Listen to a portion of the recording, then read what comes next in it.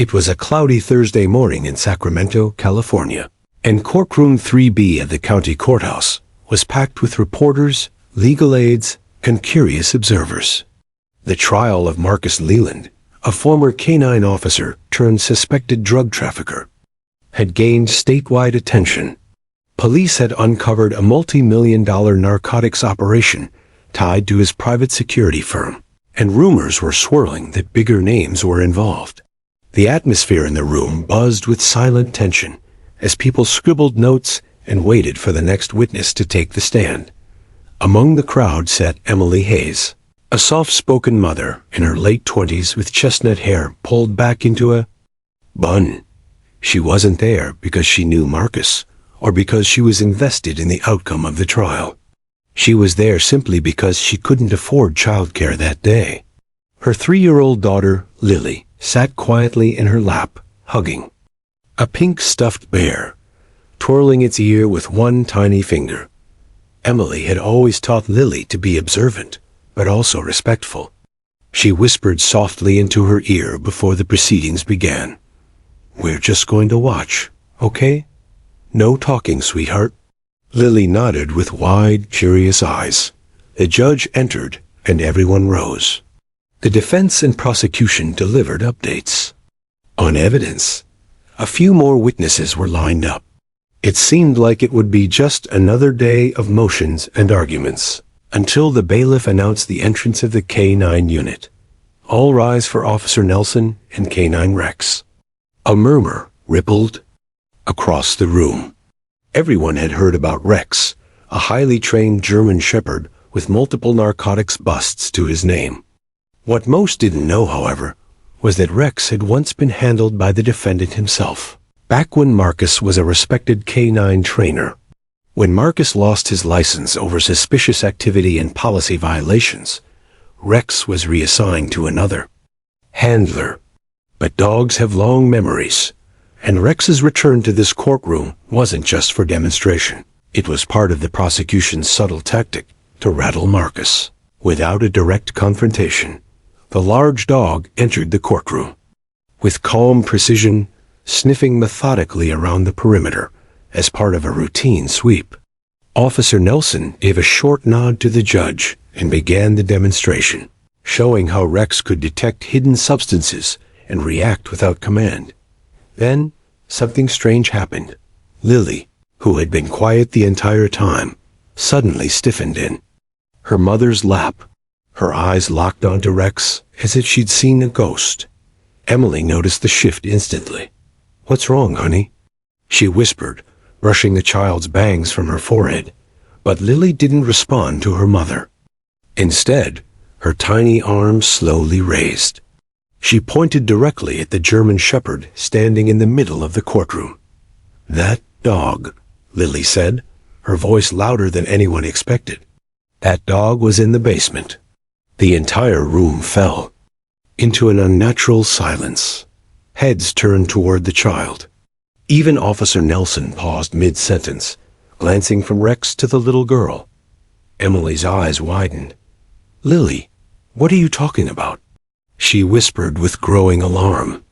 She tried to pull her daughter's arm down, but Lily didn't move. She stared straight at Rex. "He barked at me." He barked when the man opened the red door. He was mad. "I remember." Gasps filled the courtroom. One of the jurors covered her mouth in shock. The judge tapped his gavel rapidly, trying to regain order. "Silence in the courtroom," he commanded. Though his voice betrayed a crack of emotion, Marcus Leland's face turned ashen. He avoided looking at the girl completely. The prosecutor, Jennifer Marks, leaned toward her assistant and whispered urgently, "Did you hear that? Red door, basement, the dog barking?" The assistant nodded, his face pale. "It matches the Nevada cold case, word for word." Emily stood up quickly, clutching Lily in her arms, trying to apologize. "I'm so sorry, Your Honor. She's just a child. She doesn't understand what she's saying." But Lily spoke again, more softly this time, as if remembering something long buried. "The dog was nice. He wanted to help us. But the man said don't move, or else. That was enough. The judge banged his gavel and ordered an immediate recess. Officers swung toward Emily and Lily, gently but firmly escorting them to a private witness room for questioning. Prosecutor Marks followed them quickly, her mind racing. She had spent weeks trying to tie Marcus Leland to more than just drugs. But there had always been whispers, disturbing ones, that children had gone missing near his properties. And now, this little girl had just said things that only someone who had been there could know. The bailiff took Rex by the lead, but the dog didn't want to move. He stood in the aisle, tail stiff, ears forward, staring at Marcus Leland. It was as if he remembered Marcus shifted in his chair. Sweat dotted his brow. For the first time in the trial, he looked genuinely afraid. In the crowd, no one dared to speak. Everyone sensed that the day had just taken a shocking turn, and what had begun as a routine courtroom demonstration now felt like the unraveling of a long-hidden secret.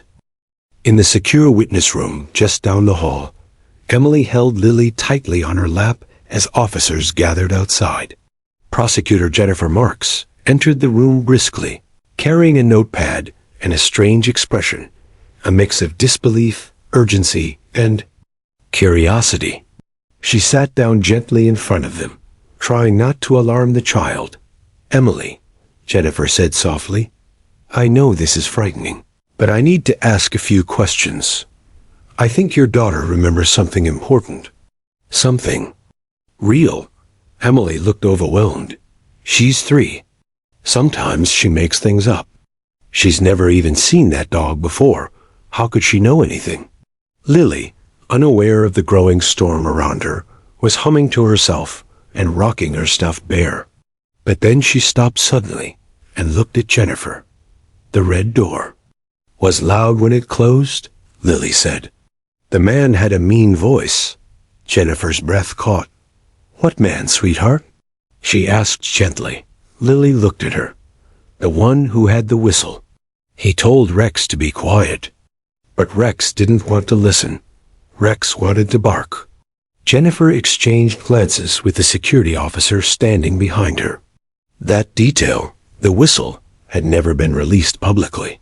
It was used by Marcus during private K-9 training sessions, something only those involved in the old Nevada investigation knew.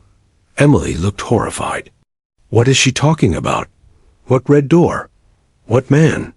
Jennifer opened a thin folder from her lap and slid it forward.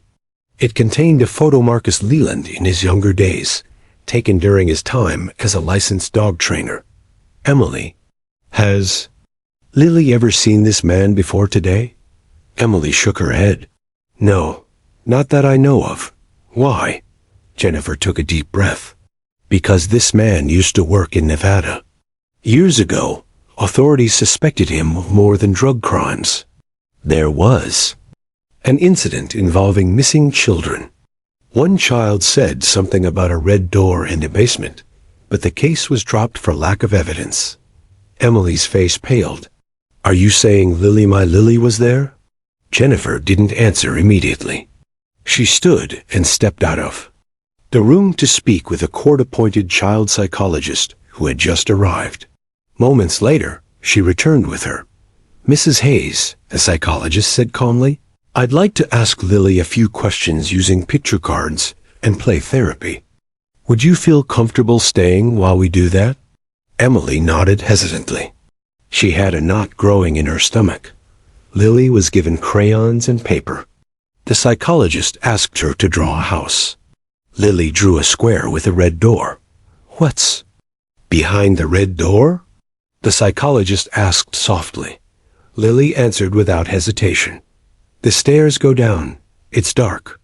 There are cages." I didn't like it. The officers behind the mirror glass stood frozen. Then Lily drew the dog. "This is Rex." He barked loud. The man yelled at him. Jennifer stepped out and made a call. An hour later, law enforcement was already preparing a warrant.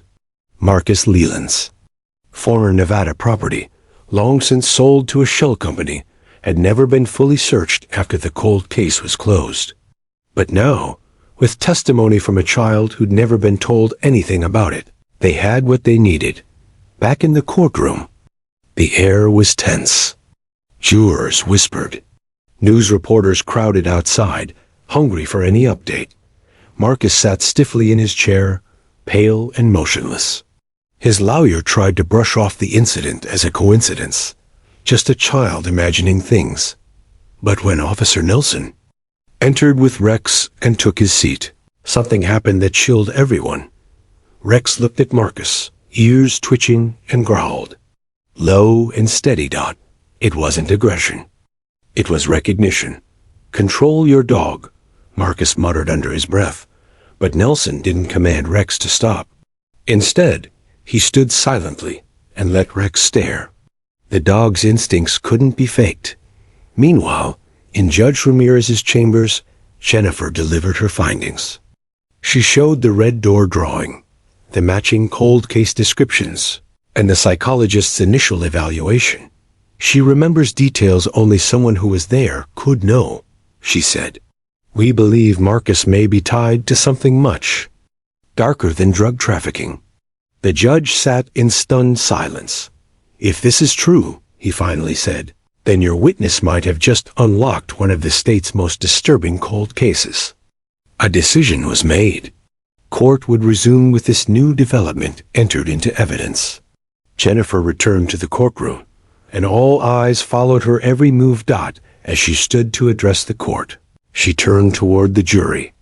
Your Honor, she began, due to the unexpected, incredible information brought forward by a minor child witness earlier today, we request the court accept new evidence and testimony related to past criminal allegations involving the defendant.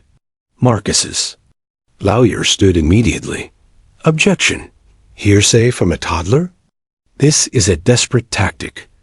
Jennifer cut in, her voice steady and sharp. The child provided details never made public.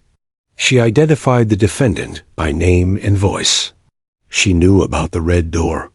And our K-9 Rex visibly reacted to the defendant in a way that is consistent with prior abuse. The judge raised a hand. We will take a short recess. During that time, I will review the psychologist's statements and determine whether to admit this testimony. Marcus leaned toward his lawyer, whispering furiously. His calm facade was cracking. Back in the hallway, reporters scrambled on their phones. News alerts pinged across the country. Courtroom in chaos as Toddler identifies K-9 and links defendant to cold case. Inside, Emily held Lily's hand as officers watched closely. Emily had come to court that morning just to avoid a babysitter fee. Now, she was realizing her child held the key to a nightmare no one had ever truly uncovered. Inside the courthouse's private conference room, the air was thick with confusion and quiet dread. Emily sat on the edge of her seat, her arms wrapped protectively around Lily, the court-appointed child psychologist. Dr. Harper Lynn knelt in front of the little girl, calmly guiding her through another set of drawing exercises. The moment felt surreal. Emily's mind swirled with questions. Had her daughter been through something horrific that she somehow didn't know about? Could it really be true that Lily had been trapped somewhere with that dog? Lily drew another picture. This time, she colored bars across a window and stick figures sleeping on mats. When asked who was with her, Lily said plainly, other kids. Some cried.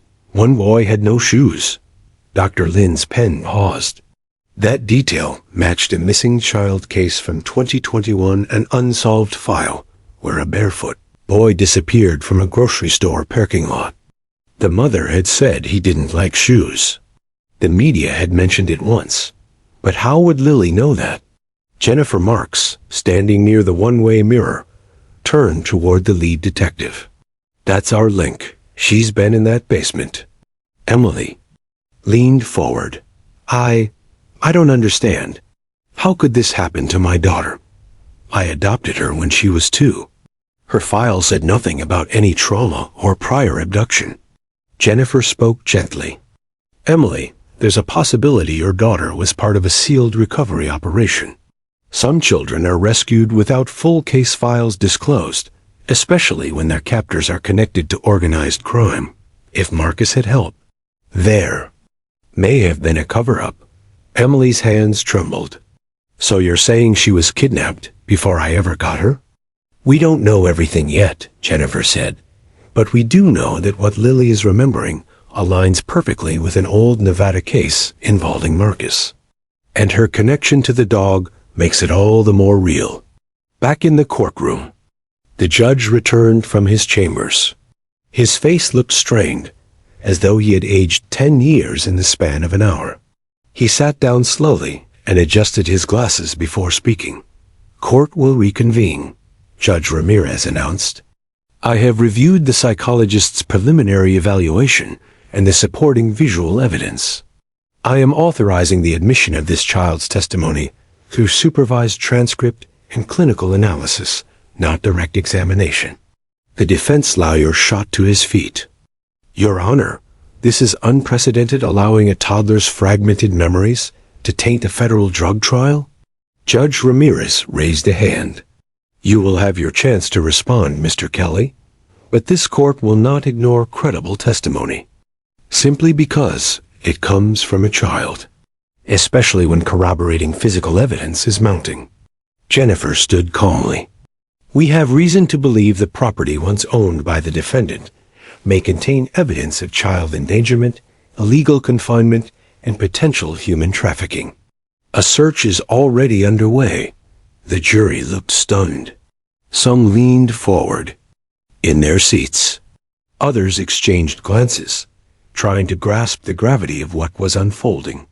What had started as a routine drug trial was unraveling into something far darker. Meanwhile, across the state in rural Nevada, officers arrived at the now abandoned farmhouse that once belonged to Marcus Leland. Overgrown weeds twisted through cracked pavement. A rusted fence surrounded the property. Neighbors had long said the place gave them an uneasy feeling.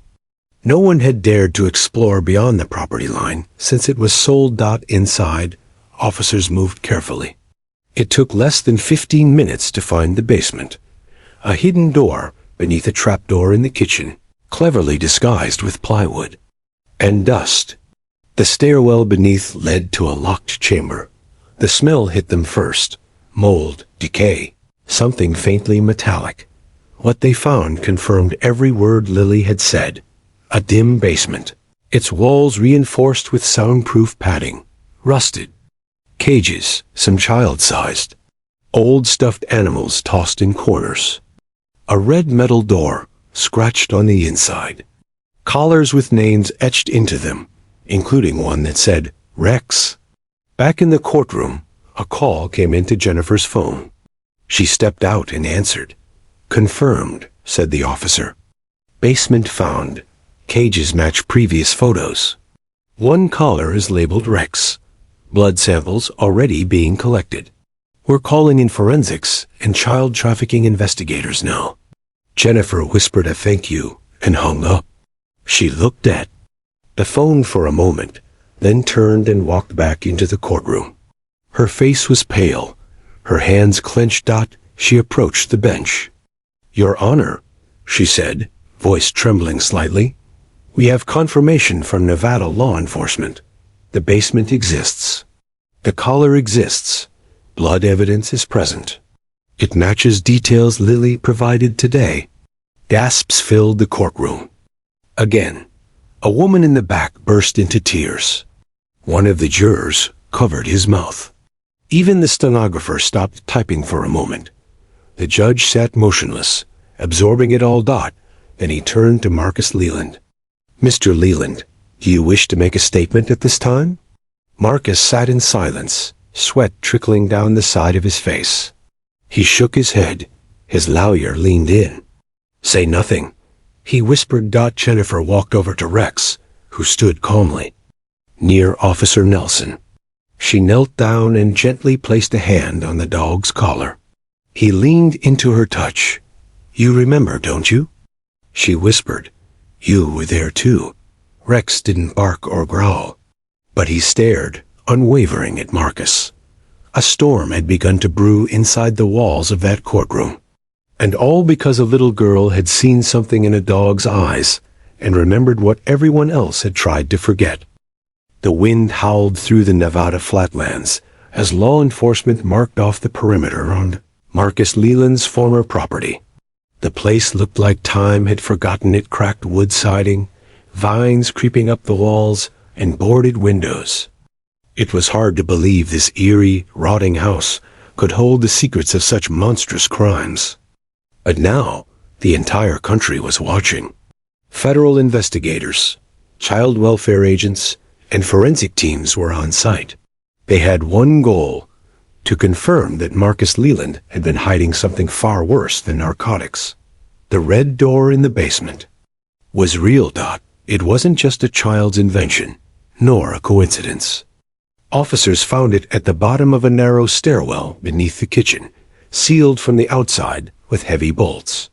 When they cut through, it creaked open to reveal a long, suffocating chamber lined with thick insulation.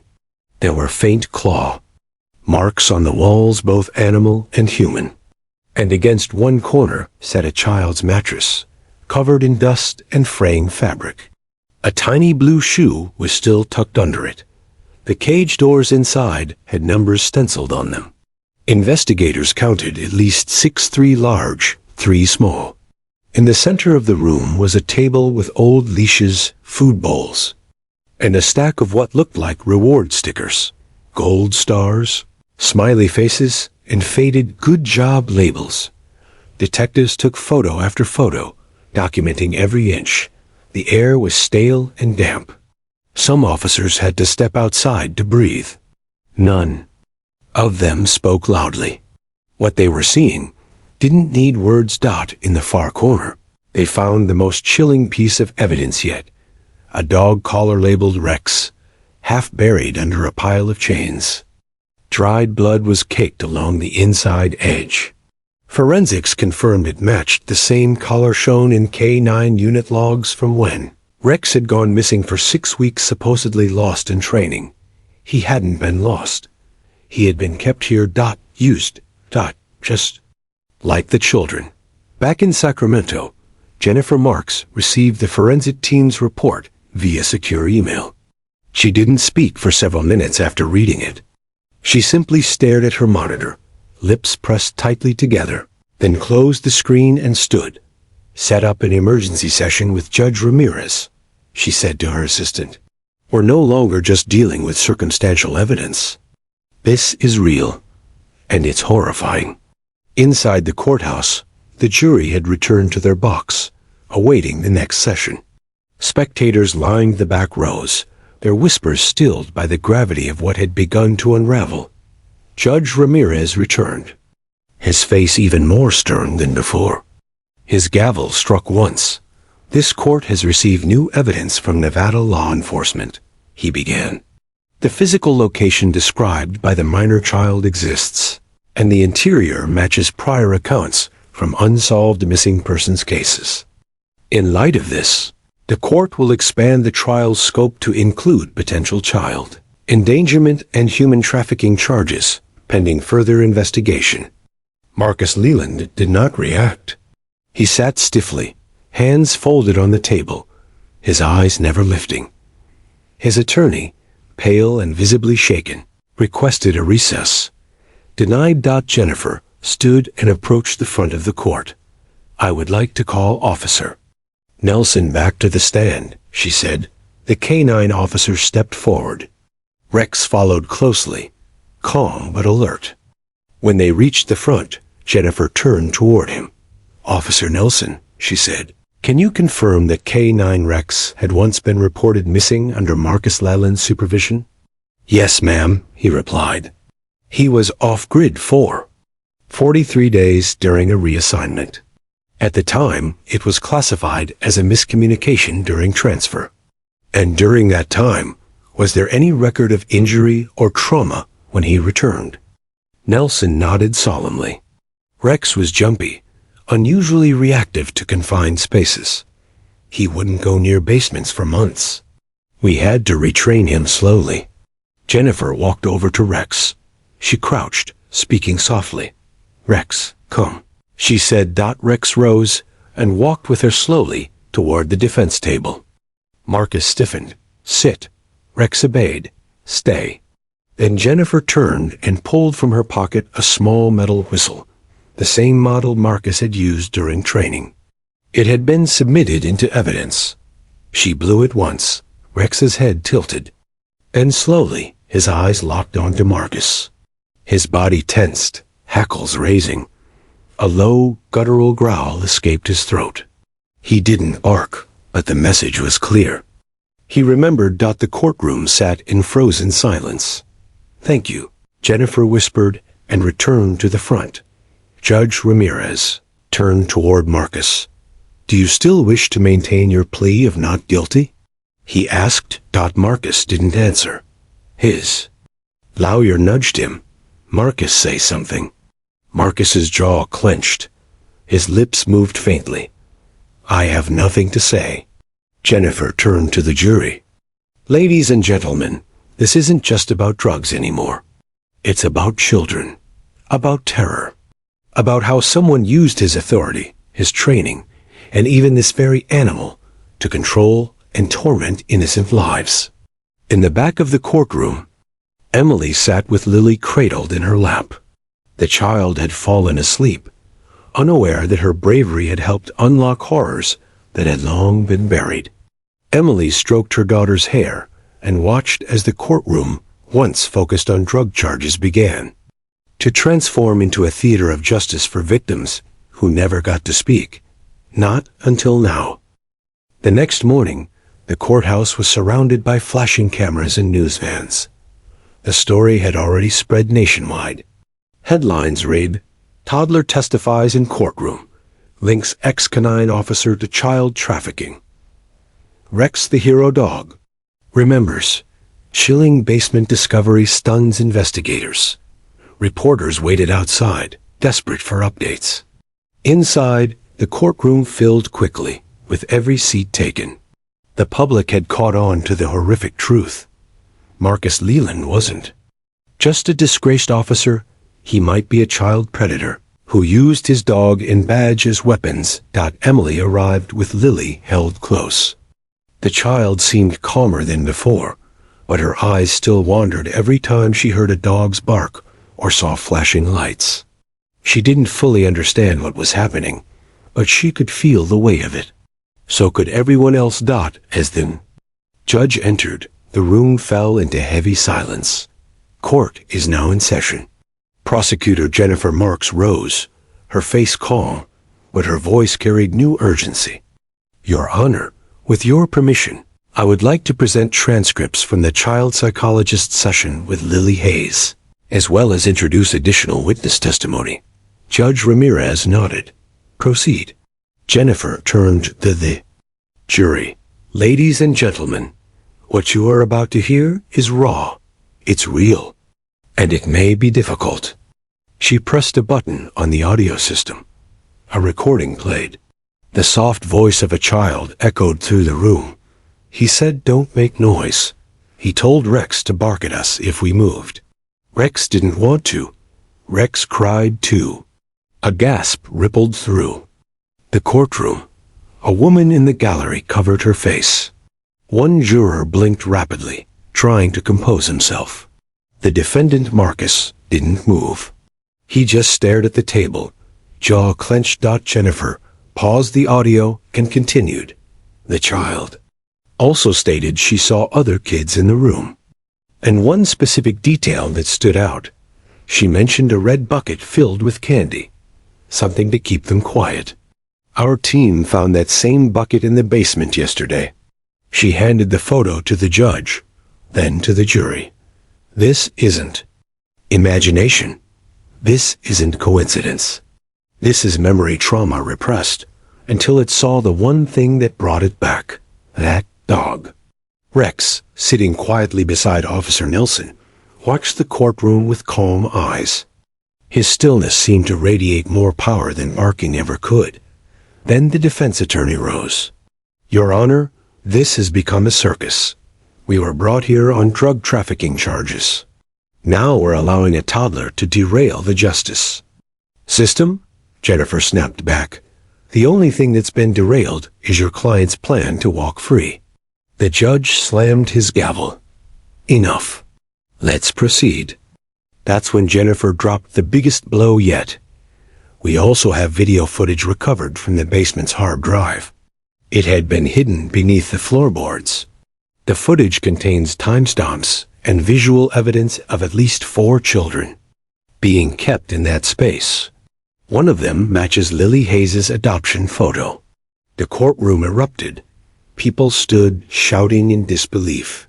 Reporters rushed to the doors to make their calls. A juror covered her mouth, visibly shaking.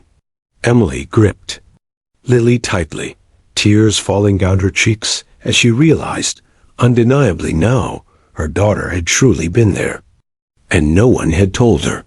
No one had warned her. Judge Ramirez struck the gavel over and over. "Order! Order in the court!" After several tense moments, the room finally settled. Jennifer looked to the judge. "We request all drug-related charges be merged with new federal-level charges: unlawful confinement of minors, child trafficking, and obstruction of justice." The judge nodded solemnly. "Granted." Marcus's lawyer turned to him. "We need to talk. Now." But Marcus remained still. His face was pale, eyes distant. His walls were crumbling, and everyone could see it. Outside the courtroom, social workers and law enforcement began pulling files from closed investigations cases that had gone cold between 2018 and 2022. With the recovered footage and Lily's testimony, a pattern was forming. Marcus had used his dog training facility as a front. He'd moved between states. The children weren't taken randomly. They were handpicked. Some were from shelters. Others vanished from foster homes. And every time, Marcus was nearby. Shock ran deeper than anyone had imagined. Back inside, the judge addressed the jury.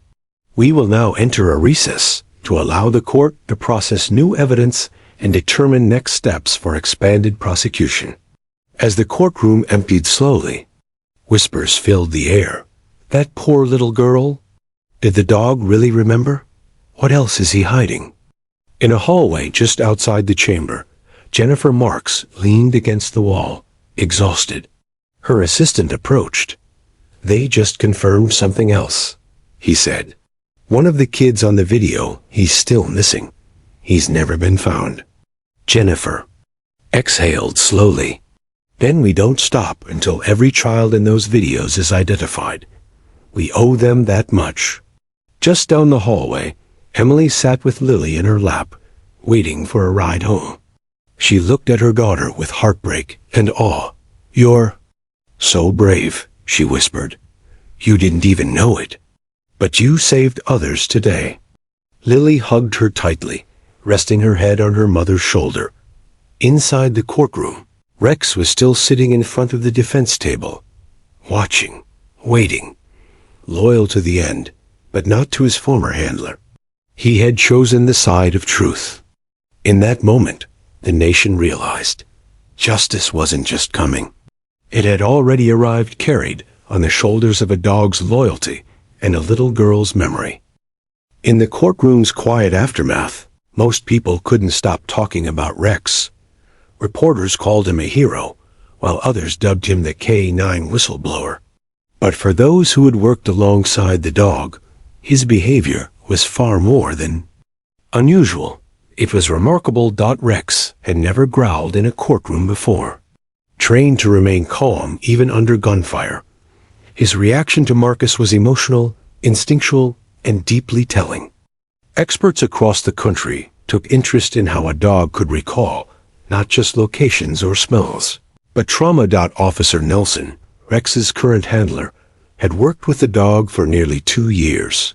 That morning, as they walked into the courthouse, once again, Nelson looked down and whispered, You okay, buddy? Rex didn't wag his tail. He was focused, alert. Readied out inside the building, law enforcement agents swarmed, coordinating with federal officials. The footage recovered from the Nevada basement had now led to the identification of at least 2 missing children, one found safe in Oregon, the other presumed dead. Forensic teams were analyzing every frame, cross-referencing it with national databases, and all of it had been triggered by one moment. A child pointing at a dog dot in chambers. Judge Ramirez summoned both legal teams. His voice was weary, but unwavering. This case is no longer confined to state jurisdiction, he said. Federal prosecutors are preparing to indict Mr. Leland on a host of new charges. But this courtroom, this jury, will still decide his fate based on what you've presented. Jennifer Marks nodded. We have more witnesses ready, including prior shelter workers and retired officers who had concerns about Marcus but were silenced. I'd also like to formally request recognition for K-9, Rex. He has demonstrated clear behavioral memory linked to trauma. The judge raised a brow. Are you suggesting we treat the dog's reactions as evidence? In part, yes, Jennifer replied, with expert testimony. The defense attorney scoffed. We're putting dogs on the stand now? The judge raised a hand. Counsel, this court has admitted forensic analysis of animal behavior before. Continue, Ms. Marks. When the court resumed, an expert canine behaviorist was called. Dr. Helen Granger had studied military dogs for over 2 decades and had published papers on post-traumatic memory in animals. Standing before the jury, she pointed to a digital sketch of a dog's brain. Dogs don't forget trauma, she explained. Especially working dogs like Rex. When he reacts to Mr. Leland with growling, stiffness, or guarding behaviors, that's not random. That's a memory trigger. A learned fear response. She showed side-by-side videos, one of Rex during standard demonstrations, calm and obedient. The other in court, tensed and growling at Marcus. This is a clear emotional reaction, she said, and it aligns with both the child's account and Rex's own training history. This dog was abused or exposed to abuse under Mr. Leland's care. The courtroom hung on every word. The jury scribbled notes. Marcus sat cold and silent, unmoved, but his foot tapped under the table. Then Jennifer played a final clip, surveillance from a K-9 training camp 6 years earlier. It showed Marcus using his signature whistle on Rex. The dog visibly recoiled. The scene matched everything Lily had described. The whistle, the commands, the intimidation. By the end of the day, people had stopped doubting the toddler. They believed her. They believed the dog.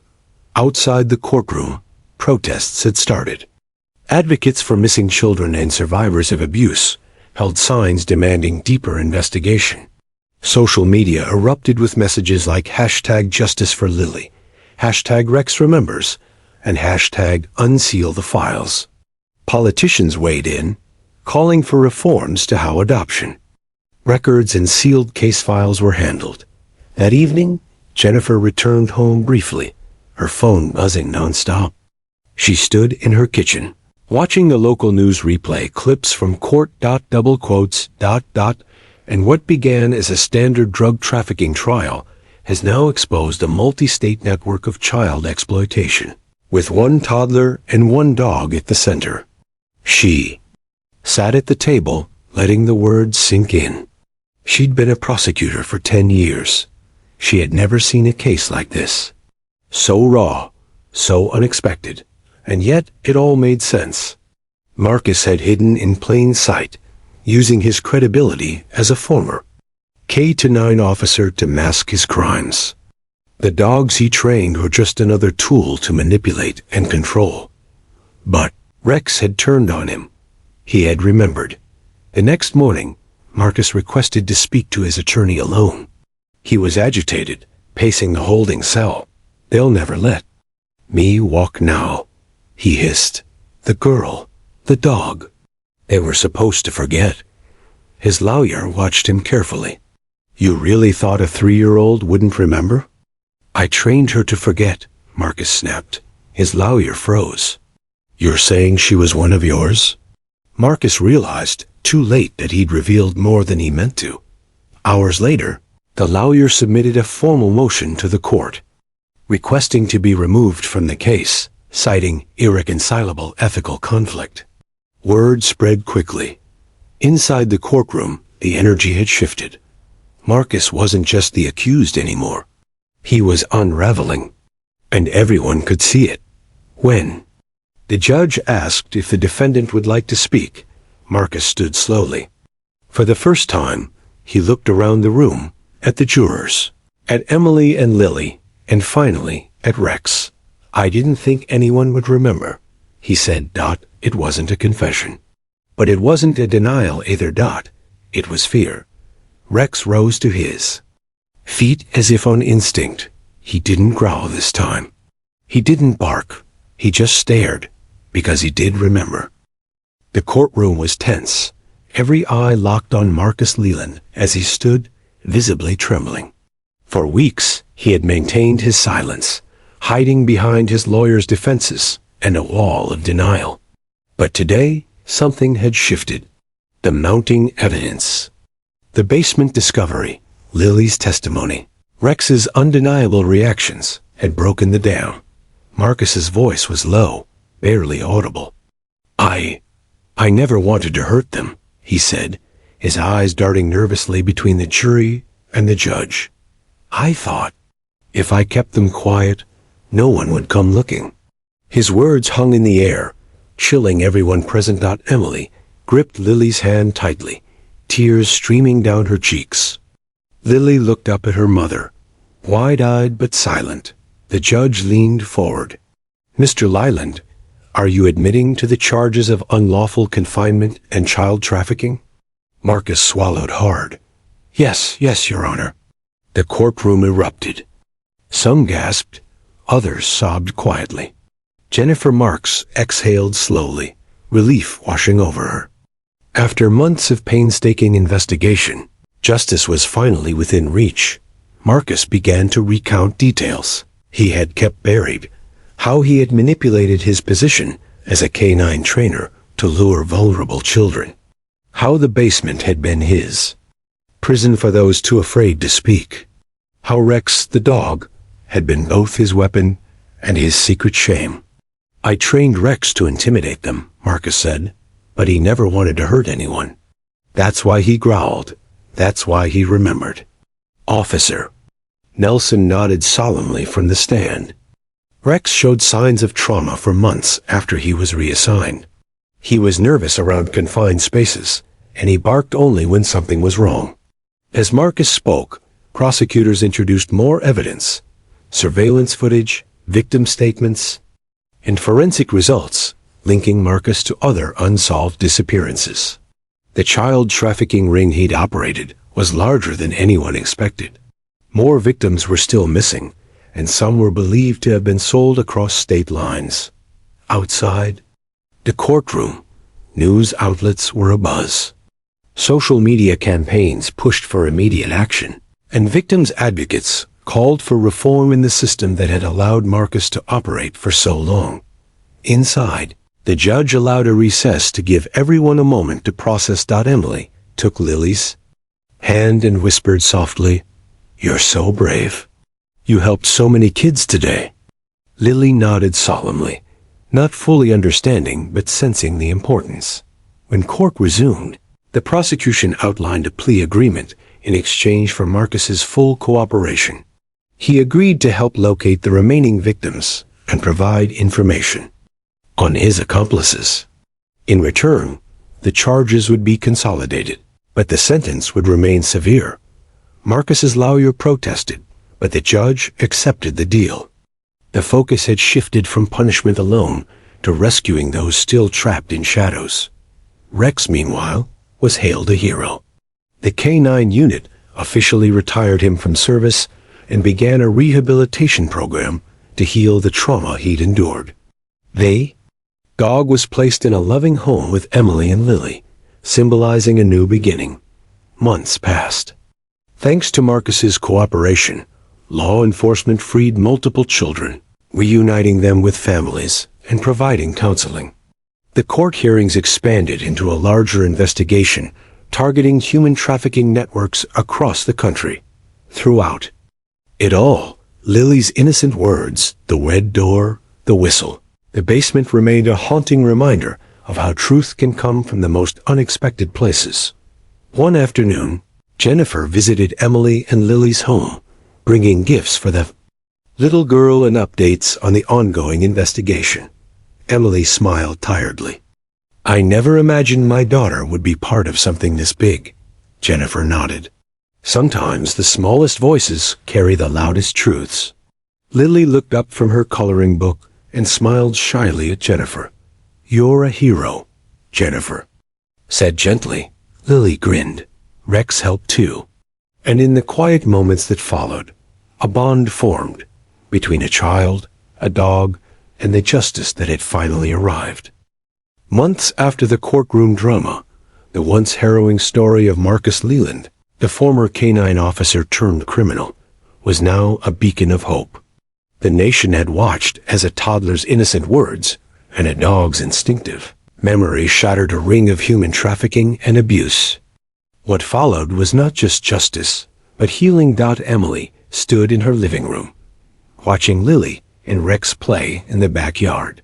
The once fragile toddler was now growing stronger every day. Rex, though older and a bit slower, was gentle with Lily, protective and loving, a silent guardian of their new life. Emily's phone buzzed. It was Jennifer Marks, the prosecutor who had never stopped fighting for the truth. "We've made a breakthrough," Jennifer said. "Marcus's information has led to the arrest of 3 key suspects linked to trafficking across 5 states. The network is crumbling." Emily smiled, tears welling up. "Thank you, Jennifer, for everything." The bond between them had grown over months of meetings, court dates, and quiet moments of understanding. They had become allies, 2 women, connected by one child's courage. Lily, overhearing, waved her small hand shyly. "I want to help kids too," she said softly. Jennifer knelt beside her. "You already have, sweetheart." Meanwhile, Rex settled on Emily's feet, resting his head on her shoe. The dog's eyes, once full of fear and confusion, now shone with calm and trust. He was more than a hero. He was family. The courtroom saga had made headlines for months. Marcus Leland had been sentenced to multiple life terms without parole, his former accomplices facing long trials. But the real victory was in the lives saved, children reunited with their families, scars slowly healing. At a ceremony organized by the local police department, Rex was honored with a medal for bravery. Emily and Lily attended, watching as the dog sat proudly beside Officer Nelson. The crowd applauded, some wiping away tears. The chief of police spoke to reporters. "Rex reminds us all that courage doesn't come from size or strength alone. It comes from loyalty, love, and the will to protect the innocent." For Emily and Lily, it was a new chapter. The trauma remained, but so did hope. Therapy sessions helped Lily process memories that had once frightened her. Emily found strength in the support network that had rallied around them. One evening, as the sun set, Emily tucked Lily into bed. The little girl hugged Rex's stuffed bear tightly. "Mommy," Lily whispered, "Rex is my best friend." Emily smiled, brushing a strand of hair from Lily's face. "He always will be." In the distance, the courthouse stood quiet, a reminder of the battle fought inside its walls. Justice had been served, but the story had sparked something bigger, a movement to protect the most vulnerable and listen to even the smallest voices. Because sometimes, truth comes from where no one expects it. A toddler's innocent words, a dog's steadfast loyalty. And in that truth, healing begins.